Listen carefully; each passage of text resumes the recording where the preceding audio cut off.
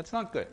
All right? But you give this child some drug, a pain medication, and drop them down to here, you've done something useful, and you actually have some measure. So it's difficult, but it can be done. Now, clinical pain. This is the important thing. I said acute pain, it's a signal, we need to know about it, but it's really not clinically relevant. There are two types of clinical pain I'm going to teach you about. What we call nociceptive, or better to call it tissue injury pain with inflammation. This is the thing we're all used to. Aches and pains, back pain, arthritis is the most common, where joints, muscle are injured, strains, sprains. Cancer pain has tissue injury because a tumor invades tissue and then it generates pain. That's one type of pain almost always associated with inflammation. And as we'll see, you can treat it with drugs that treat inflammation, not surprisingly. Headache is a unique kind of problem. It would take me hours to talk about it, whether it's migraine or normal headache, but to some extent it falls into this category. Now, the interesting thing about this type of pain, and for that matter most clinical pains, patients come in and they just say, I have a lot of pain. Say they're arthritic.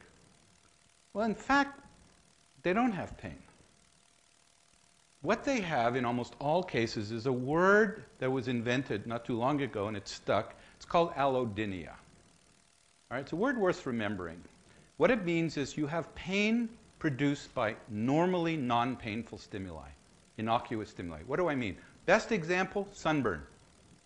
All right, sunburn, if you don't move, you're okay. Someone comes along and says, hi, and rubs your sunburned skin, that hurts. That's not normal. It shouldn't happen. Somebody slaps you, that's where you get more pain produced by a painful stimulus. Person with arthritis, as you'll see, it hurts when you move. That's not normal. That's the problem that you need to treat. If they don't move, actually, it doesn't hurt. This illustrates the problem in a very nice way. What the clinical problem of pain really is. And it's totally arbitrarily generated.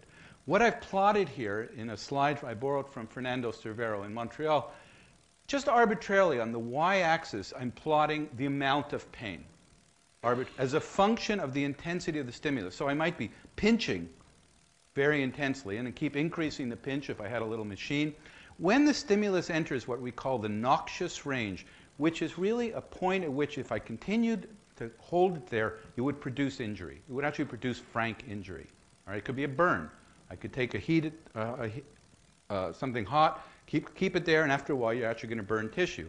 That's a noxious stimulus. It's painful. If I increase the intensity, you get more pain. Totally normal acute pain. Totally normal pain. If I give this individual morphine, it'll take much more stimulus to get the same amount of pain. That's not very interesting. It's normal pain.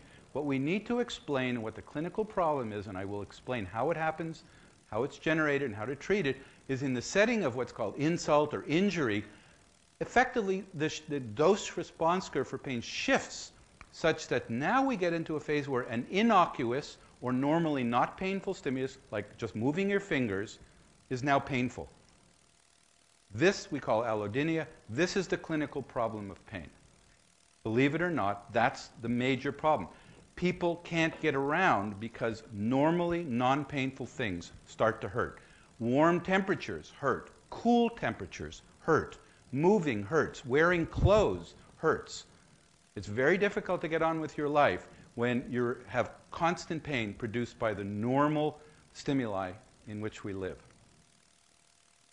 An example, a rather intense emotive example. This is somebody with severe arthritis. It could be rheumatoid arthritis, could be psoriatic arthritis.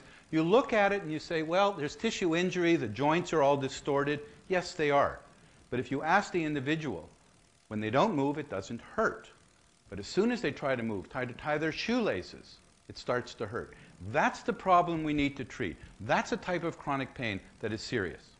Now, the other major class of chronic pain, which is treated by very different drugs, we call neuropathic or nerve injury pain. This is pain that results from damage to nerves, whether there's nerves in the arms or the legs, or in fact it could be nerves in the spinal cord or the brain. Post-stroke,